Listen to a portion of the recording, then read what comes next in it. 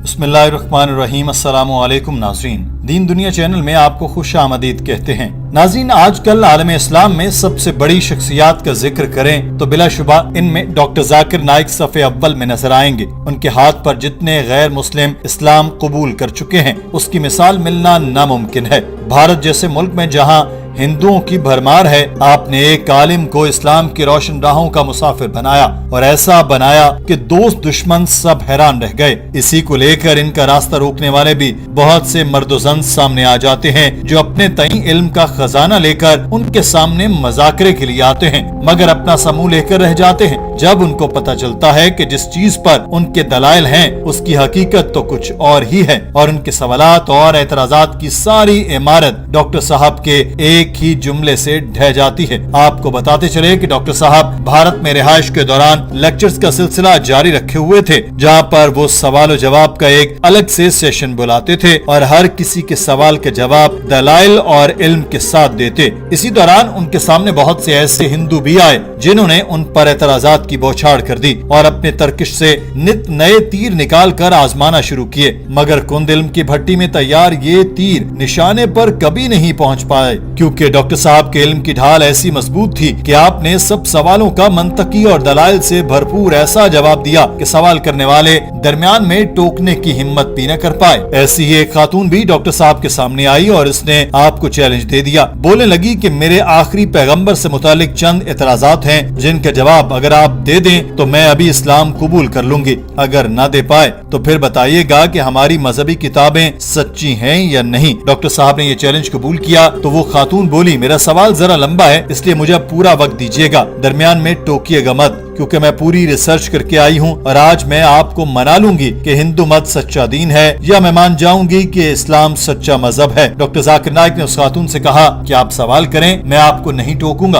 आपने कहा कि आप इस्लाम कबूल करने के लिए तैयार हैं तो ठीक है, जितना भी लंबा सवाल है आप करें, मैं आपको पूरा वक्त देता हूँ। उस खातून ने फिर अपना तारुफ कराया और अपना सवाल रखा। उसने कहा कि मेरा नाम नीलमा है और मैं लेक्चरर हूँ, साथ ही तकाबली मज़ाहिब की तालिब इल्म भी हूँ। मेरा यकीन है कि जो भी पैगंबर दुनिया में आया और इससे मुताल्लिक अगर कोई पेशगोई की गई थी तो इस पैगंबर की इस पेशगोई पर 100% पूरा उतरना जरूरी है। अगर कोई 50% भी इस पर पूरा उतरता है तो ये काफी नहीं।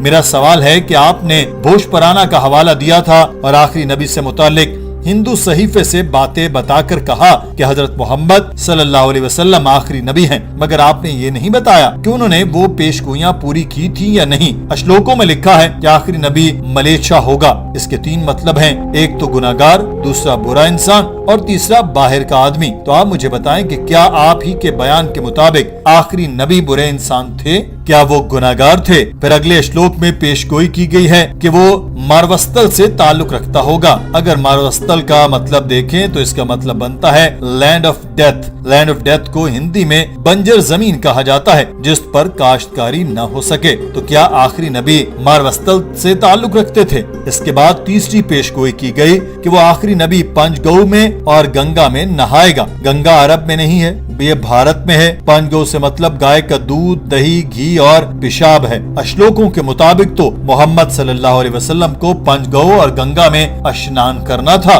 मगर उन्होंने नहीं किया। आप मुझे कुरान से एक भी हवाला दे दें कि उन्होंने इनमें से एक भी पेशगोई पूरी की है तो मैं मुसलमान होने को तैयार हूँ। नाजरीन, इस खातून का सवाल बहुत लंबा था, हम आपको इसका कुछ हिस्सा सुनाते हैं, फिर आपको अंग्रेजी से हिंदी और उर्दू में तर्जुमा करके डॉक्टर जाकिर नाइक का जवाब भी सुनाते हैं। This prophecy must be fulfilled by Muhammad, wherein if you show me at least single reference from Quran wherein Muhammad has taken bath in either in all these 5 products, that is milk, curds, ghee, urine and cow dung, I am ready to accept Islam today. Doctor Zakir Naik ने सवाल के जवाब में कहा कि मैं आपसे इत्तफाक करता हूं कि अगर पहले बयान की गई पेशगोइयों में से कोई अगर 50% भी पूरी न करे तो इसको पैगंबर नहीं कह सकते और मैं आपके तमाम सवालों के जवाब दूंगा, फिर देखते हैं कि आप इस्लाम कबूल करते हैं या नहीं। डॉक्टर साहब के इन चंद इब्तदाई जुमलों ने ही हाजरीन को पुरजोश कर दिया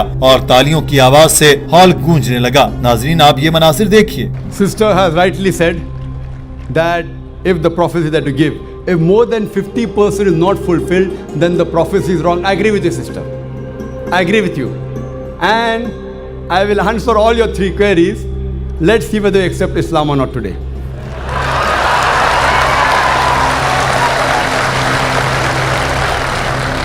डॉक्टर जाकिर नाइक ने उस खातून से मुखातिब होकर कहा कि मैं आपको सच बताने जा रहा हूं और हो सकता है कि आप मुझसे इत्तफाक न करें, मगर मुझे फिर भी आपको सच बताना है ताकि आपका इल्म वसी हो सके। आपने बताया कि मलेशिया का लफ्जी मतलब गुनाहगार है और बुरा इंसान है, मगर मलेशिया का एक मतलब नॉन आर्यन यानी गैर हिंदू या हिंदुस्तान के बाहर रहने वाला भी है। यह मतलब आपने अपने सवाल में बताया कि आखिरी नबी के हवाले से आपने इसका जिक्र नहीं किया। हिंदू मुसलमानों को मलेशिया कहते हैं क्योंकि वो मुसलमानों को पलीद या नापाक कहते हैं और इनका ये कहने का मकसद मुसलमानों की तज़हीक होता है। डॉक्टर साहब ने कहा कि जब मैं किसी भी किताब से हवाला जात लेता हूँ और कोई लफ्ज इस्तेमाल करता हूँ जिसके 4 मतलब हैं, तो ये जरूरी नहीं कि आप इस लफ्ज का दूसरा मतलब लेकर बात को बदल सकें, बल्कि मेरी पूरी बात सुनकर इसके हवाले से उसके मतलब देखा करें। मिसाल के तौर पर कुरान कहता है पिग न खाओ, बाइबल में भी कई मर्तबा कहा गया है कि पिग न खाया करो। अगर आजकल की अंग्रेजी जबान को देखें तो इसमें पिग का एक और मतलब आ चुका है। आजकल पिग पुलिस वाले को भी कहा जाता है।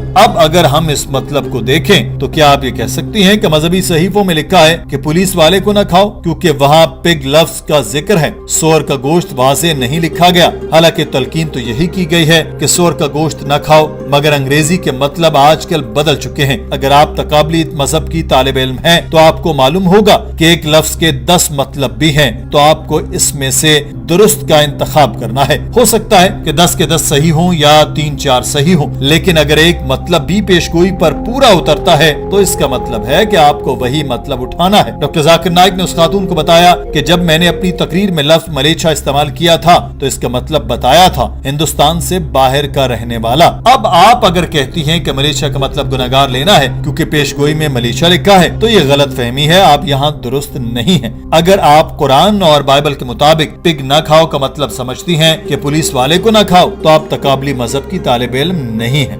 And I said in my speech when I translated, a Malaysia means a foreigner. Now you want to go in the wrong way and say Malaysia means wicked here. That is a misunderstanding, sister.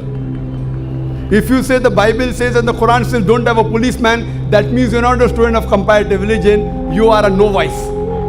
If any one of the meanings fulfill the prophecy, one more thing, if there's a doubt, there are 10 points I mentioned, all the others can't be refuted. Doctor साहब ने उस खातून के दूसरे एतराज का जवाब देते हुए कहा कि मैं आपसे इत्तेफाक करता हूं कि मारवस्तल का मतलब अंग्रेजी में लैंड ऑफ डेथ होता है, मगर इसका दूसरा मतलब जो संस्कृत में है, इसका मतलब है कि रेतला रास्ता, मतलब सहरा। आप डिक्शनरी खोलें और देखें कि वहाँ संस्कृत में मारवस्तल का मतलब क्या है। आप मारवस्तल का मतलब वो क्यों ले रही हैं जिस पर आप एतराज उठा सकें। इसके साथ ही डॉक्टर साहब ने कहा कि अब मैं आपके तीसरे सवाल का जवाब देता हूं और उम्मीद है कि इसके साथ ही आप इस्लाम कबूल कर लेंगे। One is a place of death, the other is a sandy track. So why are you taking the wrong meaning? That means you are going out of the way. So one of the meanings of Marustal means a sandy track or a desert. Coming to your third question, and you accepting Islam, inshallah. Doctor Zakir Naik ने उस खातून के तीसरे सवाल के जवाब देते हुए कहा कि पंचगौ से मुताल्लिक आपने एतराज आयद किया, तो मैंने ये भी अपने लेक्चर में बताया था कि आप सल्लल्लाहु अलैहि वसल्लम ने पंचगौ में स्नान किया था। अगर आप हिंदू तहजीब से मुताल्लिक देखें तो आपको मालूम पड़ता है कि जब आप गंगा और पंचगौ से स्नान लेने की बात करते हैं तो इसका मतलब होता है कि खुद को पवित्र करना, यानी खुद को पाक करना। जो आप मतलब निकाल रही हैं वो है कि गंगा में डुबकी लगाना, जिस पर मैं भी कहता हूँ कि आप सल्लल्लाहु अलैहि वसल्लम ने गंगा में आकर डुबकी नहीं लगाई थी। इसका असल मतलब है खुद को पाक करना। तो मैंने जब ये श्लोक पढ़कर पेशगोई बताई तो इसका मतलब ये नहीं था कि दरियाए गंगा में डुबकी लगाना, बल्कि ये अलामती जुमला था। इसका मतलब बनता है खुद को पवित्र करना। अगर आप असल में गंगा में जाकर डुबकी भी लगाते हैं तो इससे आपका जिस्म पाक नहीं हो जाता। ये बस हिंदुओं का एक फलसफा और उनकी सोच है कि गंगा में डुबकी लगाने से इंसान पाक हो जाता है। तो यहाँ जब पेशगोई में कहा गया कि है पंचगौ में स्नान करेंगे, तो इसका मतलब ये नहीं लेना चाहिए कि वहाँ खुद चलकर यहाँ आएंगे और स्नान करेंगे। इसका मतलब यही सही और मुस्तरद है कि उनको अल्लाह ताला ने पाक किया, और हम मुसलमान यकीन रखते हैं कि जितने भी पैगंबर हैं वो सब मासूम हैं, वो पाक हैं। So depending upon the context, It doesn't mean a physical bath. And even if you physically have a bath in the Panchgarh, in the Ganges, not necessarily you will be purified. It is the philosophy of the Hinduism. So here when the prophecy says that Prophet Muhammad, peace be upon him, had a bath in the Panchgarh, it doesn't mean he came here in the Ganges. It means that he was purified by Almighty God. Doctor Zakir Naik के इस मुदल्लल जवाब के बाद उस खातून के पास कोई और एतराज नहीं बचा था।